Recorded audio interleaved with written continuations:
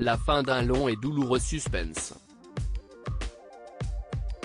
Ce mardi 7 mars, Cyril Lacombe, procureur de la République de Poitiers, a dévoilé les résultats des analyses faites sur les corps retrouvés il y a quelques jours à Puyraveau.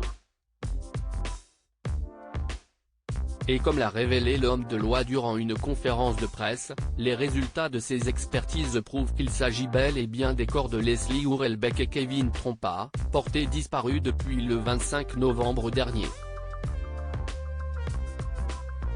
Kevin et Leslie seraient morts suite à des coups avec un objet contondant, a indiqué Cyril Lacombe, révélant ainsi les causes de la mort du jeune couple. Pour rappel, 3 individus ont été placés en détention provisoire dans le cadre de cette affaire. Parmi eux, Tom T, qui a d'abord auditionné comme témoin avant d'être mis en examen pour enlèvement et séquestration, comme l'a rappelé Le Parisien. Si l'on en croit les informations rapportées par le Nouveau Détective ce mercredi 8 mars, le jeune homme de 22 ans entretenait une relation quelque peu ambiguë avec Leslie. Selon les dires d'une amie de la jeune femme, cette dernière se plaignait du comportement de Tom T,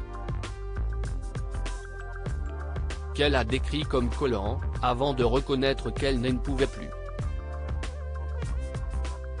Autre fait troublant, l'individu interpellé, qui a admis qu'il en pinçait pour Leslie, a visiblement oublié de préciser aux enquêteurs qu'il avait entretenu une courte relation avec elle par le passé. Quelques semaines avant la disparition de Leslie et Kevin, il aurait annoncé qu'il allait arriver un truc de dingue au jeune homme, sans donner plus de détails ou d'explications.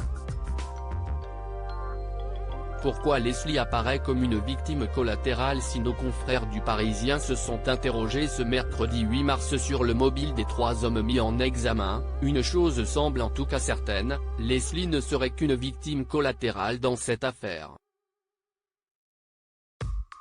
Lors de la conférence de presse menée la veille par Cyril Lacombe, procureur de la République de Poitiers, ce dernier a révélé que les motivations de Tom T,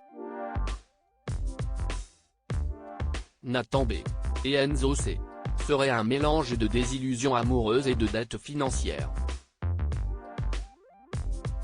Tom T, qui devait héberger les victimes la nuit de leur disparition, aurait donc eu une histoire sans lendemain avec Leslie, plusieurs mois avant sa disparition, et semblait avoir gardé des sentiments pour cette dernière.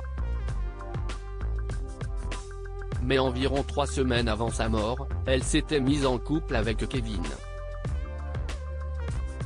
Rencontré grâce à Tom. Comme dans toute affaire judiciaire, Tom T, Nathan B.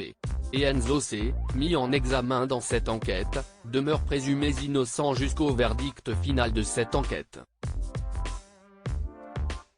Crédit photo, capture d'écran Facebook.